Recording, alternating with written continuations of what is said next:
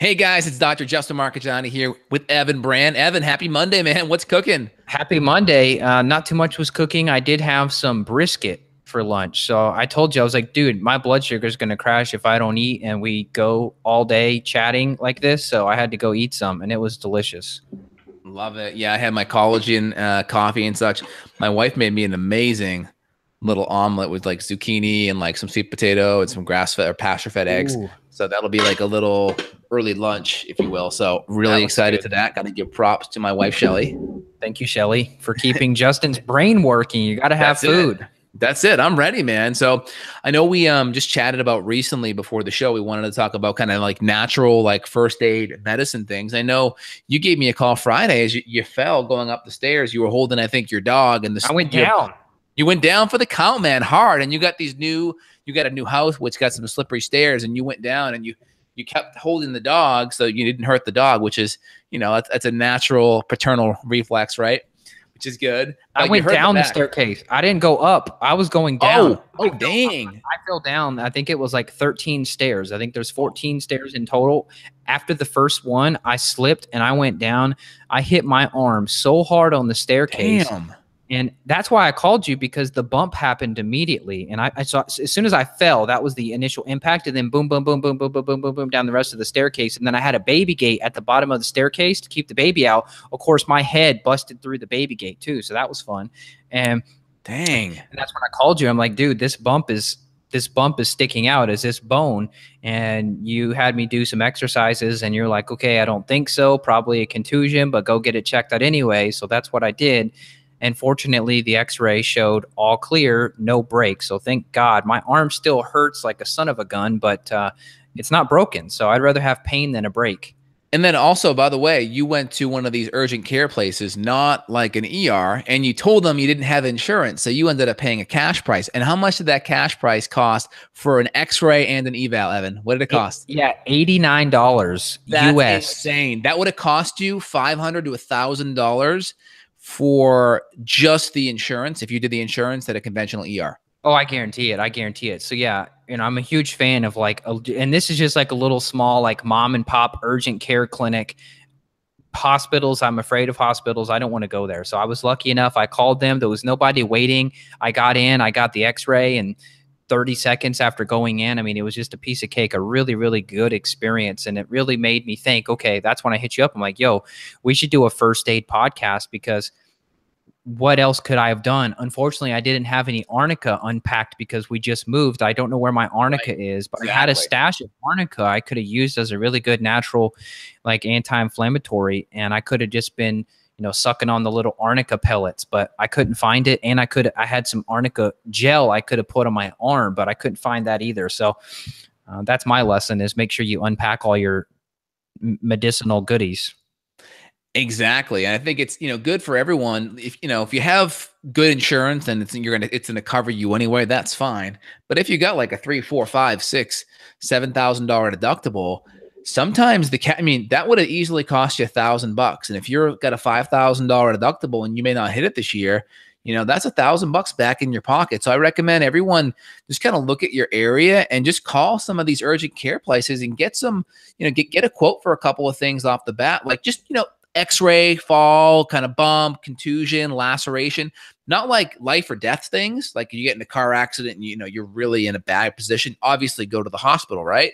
But let's kind of research a couple of urgent care places. So maybe you need stitches. Maybe, you had what you had when you fell. You can get kind of a simple diagnostic kind of x-ray for cheap, and it's not going to break the bank and be, ridiculous price. Yep, you gotta be smart with it. So, needless to say, what I found out was a solution. It's a clear grip tape, kind of like a skateboard, because I don't want to cover up the wood. The wood on the stairs is so pretty. So I found a pre-cut, my exact size to fit all of the stairs. And it's funny because all the reviews are 5 stars. It's like, after my husband fell down the stairs, I knew I needed to buy these. So it's funny how people buy something they need after they hurt themselves. But anyway, this clear grip tape will go right on top of the stair. You won't even see that it's there, but it's going to be like sandpaper texture. I know we talked about some kind of a carpet over it, but that sounds even better if you can keep the wood look. Yeah, there's people that posted pictures. They say it looks literally like 100% professional. I've never seen a product on Amazon so highly reviewed. So That's amazing. Well, great. We'll have to send me that link. We'll put it in the show notes. That's I, great. I will. I will. So let's chat about falls and stuff first as our first aid, like falls and bumps and hitting your elbow like I did. What should be in somebody's toolbox? I mean, I think off the bat, you have some just conventional wisdom with ice, right? That could be beneficial just to reduce the inflammation. But then we have kind of our natural anti-inflammatories, which are going to be, our higher dose curcumin, and we like the liposomal version for extra absorption. We like frankincense essential oil is phenomenal to topically put on that area. So like essential oils because you can get it right on that area fast. And if you get an oil, you can get it in there via the skin absorption. So it goes right to that area, which is great. I would add in magnesium gel. I think could be great, like a transdermal magnesium gel. Now, maybe it's not going to be hitting you that fast, like it's not going to take the pain away, but I think it could really help. And then what about some of the? Well, I would say, just to kind of add, I would say magnesium gel will be really good if there's like a leftover muscle spasm, because the magnesium will really help kind of relax that muscle a bit if it's in a spasm. So if you really pull the muscle, of course, getting the inflammation down, getting some good myofascial release or a good percussor on there to relax the muscle and make it more pliable. But yeah, getting some magnesium on there will really help relax it too. And or just a really good magnesium salt bath, Epsom salt bath. And that's what I did. And I soaked and it felt so good. What about some of the herbal anti-inflammatories? I know Designs has a couple good products that we've used before with the boswellia and stuff in there. Yeah, I mean, I would just do a frankincense essential oil. There's a couple of Boswellia AKB, I think 57 or 47 is a really good quality Boswellia. And I know in my line, I have the liposomal curcumin, the curcumin supreme, which is great. Systemic enzymes can also be great just to go in there. You take them away from food. They're kind of like a lumbrokinase or a serrapeptidase type of enzyme. They're enterically coated to be able to make its way past the stomach through the acidic environment and get into the bloodstream. You take them away from food, typically an hour before, 3 hours after, or empty stomach first thing in the morning. And that gets into your bloodstream. That'll break down a lot of these inflammatory cytokines and interleukins and also help with the remodeling of the scar tissue as well. Yeah, I am taking the TRF 350, which is like a tissue regenerating factor. I've been taking that for my foot because I hurt my foot back in the summer. I fell on my foot when I was barefoot running. I thought I broke my toe. So I've been taking that TRF and that's helping too. Maybe we should give a mention to things like a witch hazel, for example. Like I know if you had a cut open in your hands, I've used witch hazel very effectively, like a topical, like with a cotton pad. Yeah, I mean, I think witch hazel can be excellent. You're putting it on the area topically. I think it can be great. It's a really good astringent as well. I mean, what else can we do topically? Peppermint is really good. So like we kind of hit the, the more the fall kind of bone bruise type of thing, but just for a burn or a sunburn, peppermint essential oil is phenomenal with burns. Of course, we have aloe as well, organic aloe. And then we also have good peppermint oil that we can topically add on to that area. And then of course we have frankincense, which is just a really good anti-inflammatory. Frankincense is essentially Boswellia. Oh, interesting. Okay. Yeah. I Yeah. didn't know that. Yeah, pretty cool. And if you go back to like the days of the three wise men, right? Remember they said when the wise men came, they brought what? They brought gold, frankincense, and myrrh. And myrrh is actually a Google lipid, which actually is incredibly powerful for thyroid conversion, right? So you got gold, which is your currency. You have frankincense, which is your anti-inflammatory, and myrrh, which is your thyroid supporting herbal.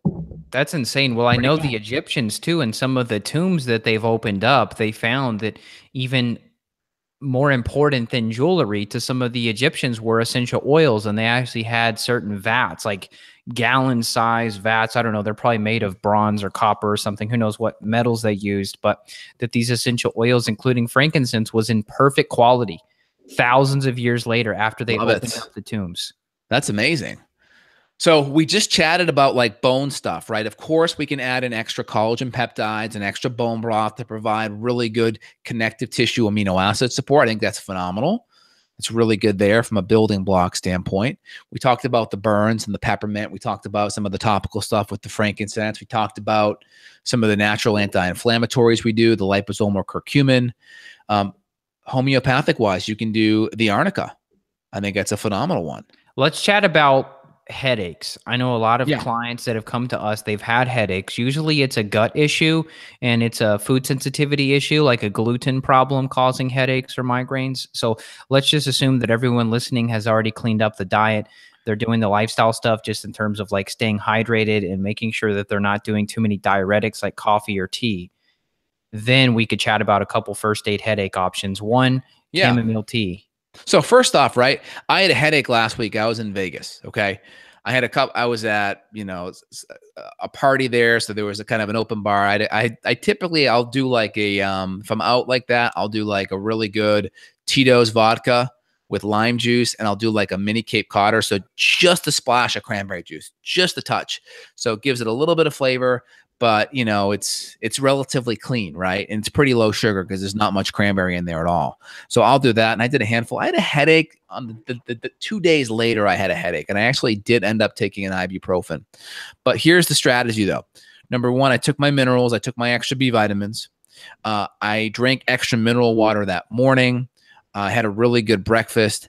I took the ibuprofen because after 3-4 hours, it still was there. But then 3 hours later, after the ibuprofen wore off, the headache was gone. So I got to the root cause. I got to the root cause of it. The problem is it may just take 3 to 6 hours for it to resolve. So for me, I did all the natural things, and I wasn't quite getting the results. Did the ibuprofen. It gave me that 3 hours of relief, but then the underlying cause was addressed. So then when the ibuprofen wore off, I was symptom free. So I'm open to using conventional medication only if the underlying cause is addressed. So I did the liposomal curcumin, I did ginger, I did the hydration, I did the extra minerals, I did the blood sugar stability. I did all of those things to help. Now, if I went back in time, what would I have done more the night before? I probably would have had a little bit more charcoal. I probably would have had a little bit more antioxidants and vitamin C and sulfur amino acids. And I was drinking a little bit more coffee that day because I was on the go a bit. And that probably acted as a diuretic that made my headache maybe a little worse. So I'm not a zealot where I say none of that, but just make it the last thing. And then just make sure you address the root cause. So then when the medication wears off, you're good. You're good to go. Nicely said. The peppermint essential oil for me, I've actually got, I mean, of course you could carry just a straight peppermint essential oil, but I've seen some peppermint roll-ons that I have. My wife usually keeps a peppermint and a lavender roll-on in her purse, and I'll just rub that on my temples or across the forehead. That stuff works like a charm. Same thing for the stomach too. So if you're out and about, let's say you did get like food poisoning or something like that, you're out and about, you've got some tummy trouble, what are you going to do? One is try to take digestive enzymes if you can, but then for me, the peppermint essential oil topically on the stomach is great. And I know you're a huge fan of the ginger tea. So I think maybe we could transition from headaches. Let's chat about this whole gut issue. Maybe some first aid gut help. Enzymes would be good. And then the ginger tea would be good. The peppermint roll-ons. What else could we add in? I would say activated charcoal too. If you ate some really bad food and you're kind of bloated or gassy, activated charcoal is proven to help relieve gas and a lot of that bloat. So that can help to soak it up. And someone chimed in here. Tia chimed in here on the YouTube chat, what to do for alcohol poisoning. Same thing.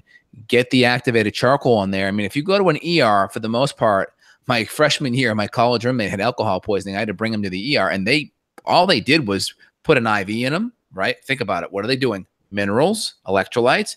And then what do? They gave him a whole thing of activated charcoal. So what do we do on the functional natural medicine side? If you want to get pounded, you want to get sloshed, fine. 1 drink, then 1 mineral water. 1 drink, then 1 mineral water. You go back and forth, and you bring an activated charcoal, and you take it with each drink. I feel like that's pretty reasonable. Yeah. I only drink. And then you can add, if you're going to do a little bit more, if you're going to do more than like a 2 or 3, which is social, add the vitamin C in, add the N-acetylcysteine in, or the sulfur amino acids. Like in my line, it's the detox aminos. That's the extra precursors for glutathione. Go ahead, Evan. I was just going to say, I only drink like a shot a year. I mean, it's just so poisonous that I don't even play with it because I get drunk so easily. I've probably got some phase 2 liver issues or something to where alcohol, just like a sip of cider and I'm buzzed. That's how sensitive I am to alcohol. Yeah, I mean, good hard apple cider is good. I mean, you should see me like, I'm so corny sometimes. I will literally get a champagne glass and pour my ginger kombucha into the champagne glass and feel like I'm having champagne because I'm drinking my kombucha in a It champagne does. glass. Your brain does it. I do Yeah. kombucha in a coffee mug. I got kombucha in here for some reason. I don't know I why. mean, it's like, it's like 7:30, 8 o'clock. Like we put our kid away to bed. Like my wife can't really drink. She doesn't really like kombucha. So I'll have my kombucha in a champagne glass and just chill out. And it makes me feel like I'm doing something fancy. That's great. Oh, we had another question here about high blood pressure. So let's answer this one. What are natural solutions for sudden high blood pressure? And I think we probably got to add the caveat that if it is sudden high blood pressure, it would depend on how high, right? Because if it's too high, that could be crisis. I mean, above 160, I'd be really concerned about that. I'd be more concerned. I mean, it really depends too. If it's like 160 and you have a history of cardiovascular disease, that's more important. You probably want to get that stabilized. I mean, the first thing I would do is make sure you're getting enough hydration and minerals in your body. And I'd also work on getting some good magnesium in there, maybe even take an Epsom salt bath to kind of get that magnesium going, because that will help relax the heart. And then, is there a blood sugar issue? I mean, I've seen people where, they have gut issues, they got diarrhea, their minerals are low, their blood sugar's all screwy. I remember with you, we had an issue with your blood pressure because you were having some stress and you had some diarrhea that was causing your electrolytes to go wonky. And then if you add a blood sugar stressor, now your cortisol and your adrenaline's wonky, that can really make it go off. So, I mean, if it's an acute thing and you don't have a cardiovascular history, I'm not as concerned. I'm more looking at blood sugar, emotional stress, minerals, alcohol, toxin exposure. If it's more of a chronic heart disease issue, then we want to get that stabilized faster. So I try to reach for some of the magnesium and natural nutrients, and obviously things like hawthorn, and you can do things like GABA and valerian to kind of calm things down, magnesium. And you may need to go to an ER if there's a cardiovascular history. Again, I'm just saying that as kind of a caveat, CYA to everyone out there, because if you have cardiovascular disease, I don't want you to say, oh, well, my heart rate's at, my heart beats at, over 100 and I have a blood pressure above 160, 170. I'm not going to do anything. Err on the side if you have a history and it's that high to go do something, go to an ER and get that stabilized. In the meantime, you can do the natural things once you come back and you're in a good place. Agreed. Yeah. Please don't be silly. Please know when you got to go get checked out. Yeah. My blood pressure was like 145, 150 at one point. And yeah, I had the whole house packed up. Everything was moving. I didn't feel stressed though. See, I was taking all my adaptogens. So it's almost like my brain was handling the stress, but my body wasn't. Like my subconscious was more stressed than me. I felt good. I felt in control. You and I were like doing a podcast while my laptop was sitting on a cardboard box. Like I felt fine with everything being chaotic around me. But I guess my subconscious was like, Evan, you can't fool us. And then, I just got that stool test back that showed those gut bugs. And now I'm treating those. A lot of factors. So yeah, I would say, just to finish out your conversation about you had some looser stools too, though, right? That was maybe affecting some minerals. I did. Yep. Because I had that Cyclospora SPP, and that's a parasite that can cause diarrhea. So yeah, I had a couple bouts of that, and that probably threw off minerals. So I guess long story short of high blood pressure is you can do the acute stuff, but you got to make sure you get to the root cause. Same thing as the headache conversation you mentioned. Yeah, the thing I look for, I always look at magnesium and potassium first, right? Get you add some sea salt to your water, right? If you're not sure, you can always just drink like a mineral enhanced water, like a Topo Chico or a Pellegrino that's got some sulfur and it's got some minerals in there. Number 2 is ensure you're getting 4,700 milligrams of potassium a day. And then number 3, make sure you're getting about a gram, 1,000 milligrams of magnesium a day. That's a pretty good rule of thumb. If you want to do it, from food, you can run your food through Chronometer. If you want to get some supplemental stuff in there, you can just factor that into what's happening in Chronometer. And then justinhealth.com/CRONO meter, METER. And you can check that out. That'll give you some great options of kind of what your micronutrients are for your food. Nice. We got one question. How to speed bone fracture healing process? Yes. So collagen peptides, 60 grams a day. Natural anti-inflammatory support.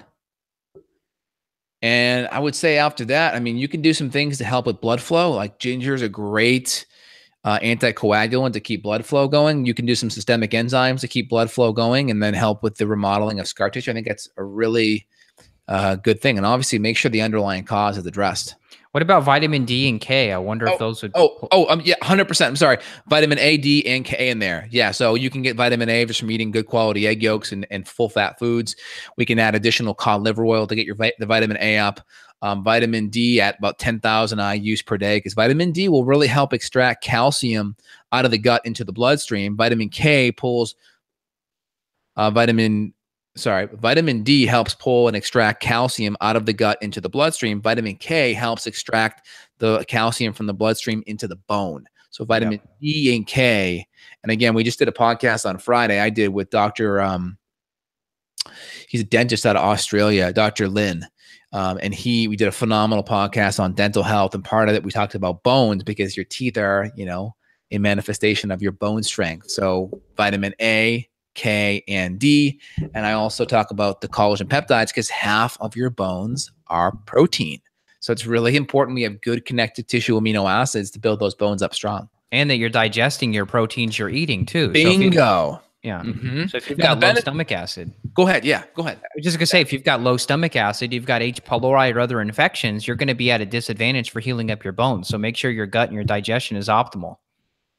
Love it. Yeah, makes sense. And again, that's part of the reason why, like in my True Collagen, it's collagen peptides, because we're kind of already factoring in that your digestion may stink. So we want to make sure that it's already in a peptide proteolytic form, so it can go into your bloodstream without much issue. That's the benefit of the peptide form, is if your gut's having some issues, it's okay. It'll still be able to go in there. Well said. We got to hit one last thing. And if we've got a couple questions to address, let's do it. But we've got to hit on anxiety, because this is something I dealt with when I had gut bugs down in Texas. And it was not just stress. The gut can cause anxiety problems. And that's what happened, because I'm not an anxious person by nature, but I was just off the rails. And you had called me out on it. You're like, dude, it's your blood sugar and then the gut, because I had the crypto giardia infections. I sound like a broken case here, but I've just been through a lot. And, anxiety is something that typically people are just going to go drink a beer for. Like on Friday night, they're just stressed out. Oh, I need a beer. It's like, what you really need is to support neurotransmitters. You don't need a beer. Right. So of course, like sleep and blood sugar and emotional stress, right? Adaptogens are going to help a lot of that. Obviously, a quick mindset check, right? So we can only be three places at once. We can our brain's either in the past, thinking about the past, it's either now, enjoying now, or it's thinking about the future, right? And there's a kind of a combination where you think about the past, so you learn from it. You live in now, so you can enjoy, and then you can have control over now. And then you live in the future, so you can kind of be goal-oriented and achiever, right? The goal-oriented people live too much in the future. The people that, maybe are in pain and not liking their life where it's now, they live in the past. And then just kind of like your status quo, they live present. So it's a combination of being present, learning from the past, and then setting goals for the future is helpful, number one. And then people that typically are more anxious, their thoughts are more on what it is they can't change versus what it is they can change. So the first thing is you look at things, you look at what you want, and then you look at the things that you have control over, number one. And number two, you have to create an attitude of gratitude, because if you start shifting and focus on what it is you have and what it is you love in your life, that creates a huge shift in cortisol and adrenaline. So we can use herbs and nutrients to manifest this stuff, but if we're kicking around and focusing on all the crap that we're missing from our life versus what we have, that can make a huge mindset shift. So just go into, like, if you look at Tony Robbins, he does a 3-minute thing where he does 10 minutes where he just does 3 minutes of what he appreciates, 3 minutes of basically affirmations of what he wants to create, and then 3 minutes where he affirms and he talks through what it is he wants, like every day in every way I'm getting better and better, or I am a phenomenal communicator. He makes these statements and affirmations to prime his head of what it is he wants, and then he kind of visualizes what he wants. So it's kind of this appreciation, right? It's this self-talk, really programming self-talk, and then it's this visualization of what it is you want to create. Creation, self-talk, and then appreciation. And that's powerful stuff. Yeah, it does make sense. It's freaking powerful. I think the mind stuff is more powerful than the supplements, but people want the quick fix. So I would add on EFT, emotional freedom technique. Tapping is great. And then meditation too, which everybody says, I try to meditate. I know you get your clients to say the same thing, Justin. I try to meditate. And it's like, well, what does that mean you try? Are you actually doing it? Because I always ask that follow-up question. Okay, you try to go to bed at 10. Are you actually going to bed at 10? Like, what is, when they throw the word try in there, it's kind of like they're letting themselves off the hook of not actually doing what they're telling you they're doing. I try to meditate, Dr. J, but they're not doing it. You got to do it. Yeah, and here's the deal, right? There's some good technology out there. Just download the Calm app, right? And just do a 5-minute thing where you just go through it. And then it's not about, hey, I tried. It's, did you do the 5-minute session? Like, whether or not you were able to like be present through it, I don't care. Did you do it? Right? That's it. That's so it. Either do or don't do. So I like objective things like that because, you know, some people, they need their hand held, and that's a good way of using technology to hold your hand. Let's go through a couple quick supplements though. Ashwagandha is going to be one of my favorites. Yeah. You could use it anytime during the day. You could use ashwagandha before bed as well. Yep. I would say 500 milligram would be fine. Yep. I would say rhodiola is a good antidepressant / anti-anxiety. But if you're on like a panic episode, you don't want to do rhodiola because it can overstimulate you and push you a little too hard. Holy basil, I think, would be another good choice. Reishi mushroom, I think, would be another good choice. Reishi is pretty calming. What else would you like to add in? I would do magnesium, of course. I would do GABA. I would do L-theanine or passion flower. I think these are all great ways to kind of come down. And you could just, again, it's so hard when you're kind of in this manic kind of state, right?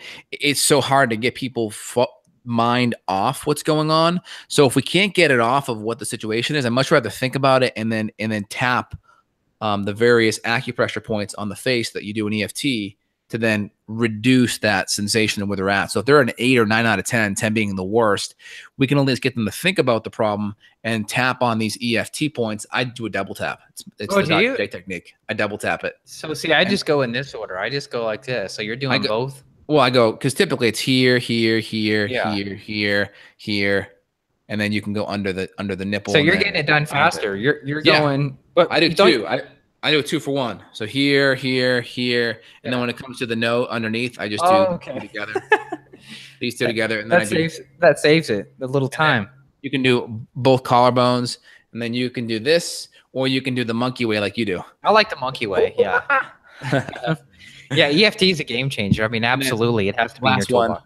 You can do the crown. I've always done crown at the first. Yep, you could do that too. Okay. You can end with it or start with it. Doesn't matter. And then you do your affirmation. So it'd be, even though I have this anxiety, I deeply love and accept myself. And then you go through and you do 3 rounds. Even though I have this anxiety, deeply love and accept myself. And if you're in a rush or you're in a subway or something and you don't want people judging you, first of all, who cares what people think? Most people are, you know, not educated about proper stress management. They tell you to pop a Xanax instead. So if you just want to tap one point, the clavicle, just go straight to clavicle. Yeah, you can just do this. And it's pretty effective. I mean, I feel it now. I feel the stress just kind of melting away right now. So it does work. Just think about the words. You can just think about them. You don't have to say them. Or if you're really in a tough place and, you know, maybe you're really stressed or anxious, you can always just go to this one like this and just keep it down. Oh, yeah. I like that one. Right. We're on the pinky. I've done on the inside of the pinky there. You know that one too? Isn't that another one? Yep. Those are cool. Yep. So these are good things that you can do to help. And again, you may need a trained provider if you're dealing with more trauma, like more PTSD or sexual trauma, anything that's like a deeper trauma. Yeah. You may need someone to work through it with, because they may have to take you back to certain parts of your life where things happened, and they may have to clear those things out. But it's really good for in the moment, and you can come in at a 7 or 8, and you can get down below 5 within usually 3 to 5 minutes, and it's like, oh, it's just nice. I love EFT. I love having a tapping party. Yeah, I think it's great. I mean, you don't need much time. 3 to 5 minutes is great. And I will try to do it. Or if I'm in bed at night and like something's stressing me, I just will sit in bed and I just close my eyes and I just think about whatever that issue is. And I just tap for like 3 or 4 rounds. Yep. And I'm typically 30 to 40% better after those 3 or 4 rounds regarding the anxiety that I'm feeling. Yep. Yep. So that's good. So those are good tools. So, I mean, first aid stuff, I think we hit some pretty decent things. Burns, we talked about digestive stuff, alcohol stuff. We talked about, and I think sleep, traveling and stuff. We talked about in hacking traveling episodes, but a little bit of sublingual melatonin when you're traveling is great. Really can help reset the circadian rhythm. Get up first thing, see that sun rising, have a little wallop of caffeine in the morning that can really reset that HPA axis if we're changing significant time zones too. So that can be another good one, guys. Awesome. Well, I know we got to run. I'm late for my next interview here. And I know you got to get back to clients, but so much fun. And we'll put some links in the show notes. They can check out your collagen. I think it's an awesome product. So definitely have it in your toolbox if you don't already. Yeah, big products for today of mine is liposomal curcumin and the true collagen. That's the curcumin supreme and the true collagen. There's a bunch of other products that we don't even carry that you can just Google online. Maybe we'll put some Amazon links in. Anything of yours that you have in your store that you utilize that you formulated yourself? The GABA Chews. The GABA Chews. That's good. A go-to. Pharma GABA. It's a 100 milligram chewable of Pharma GABA. It works great. It's got a purple label. So just go on my store. You can type in GABA and you'll find it. So look up evanbrand.com and then check out justinhealth.com. Those are our sites. You can go look at our products and our full list of things, which are professionally made and not just a random warehouse that throws together ingredients. We do very stringent testing and reporting on all of our quality. So quality control is our utmost priority. And if you enjoy the information, you support us by any way that you buy something from us, you are supporting us, and we are going to provide more information back at you. Hit the subscribe button. YouTube now needs you to hit the bell as well to get notifications. Bang that subscribe, whack that bell, and we'll be back really soon, guys. Look forward to chatting with y'all later on this week. Take care. Take care, y'all. See ya. Bye.